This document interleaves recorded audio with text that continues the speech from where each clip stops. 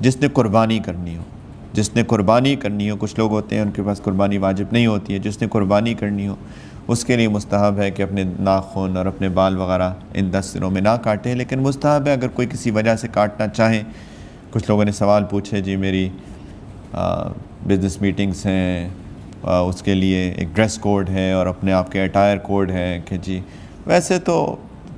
ایسا کوئی فرق نہیں پڑتا آج کل، سبحان اللہ، لوگ جو کرتے ہیں جینزیں پھاڑ کے پھرتے ہیں اور بال اپنے جو ہے کھڑے کر کے پھرتے ہیں اسپائکس بنا کے، اور پتہ نہیں کیا کیا کرتے ہیں اپنے ساتھ۔ تو وہ لوگ اس طرح کر سکتے ہیں تو 10 دن جو ہیں وہ اپنی مونچھیں نہیں کاٹیں گے تو کیا فرق پڑ جائے گا؟ فیشن ہو جائے شیپ بڑھانا تو سب ٹھیک ہے، لیکن اگر کوئی چیز مستحب ہو جائے تو پھر خراب ہو جاتی ہے۔ خیر، لیکن اگر اس کے اندر گناہ کوئی نہیں ہے، گناہ نہیں ہے، اگر کوئی کسی بے حالت عذر یا نہیں کر سکتا، یا ویسے کچھ لوگوں کو ہوتا ہے نہائے نہ، مثال کے طور پہ اس میں نہانا ممنوع نہیں ہے، ایسی مثال دے رہا ہوں، روز نہ نہائے تو کلجن ہوتی ہے، ان کو کچھ بھی نہیں کر پاتے،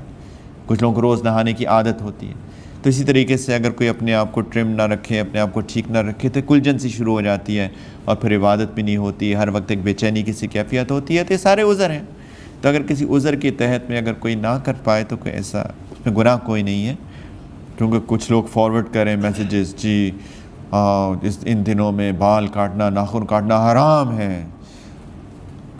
حرام نہیں ہے، حرام نہیں ہے، ٹھیک ہے، یہ مستحبات میں سے ہے کہ اگر آپ نہ کاٹیں تو اچھا ہے، اور ان لوگوں کے لیے جنہیں قربانی کرنی ہو، ٹھیک ہے۔ کچھ لوگوں نے اس کو سنت بھی لکھا ہے، لیکن اکثروں نے مستحب بھی لکھا ہے، ٹھیک، فرض واجب تو یقیناً نہیں ہے۔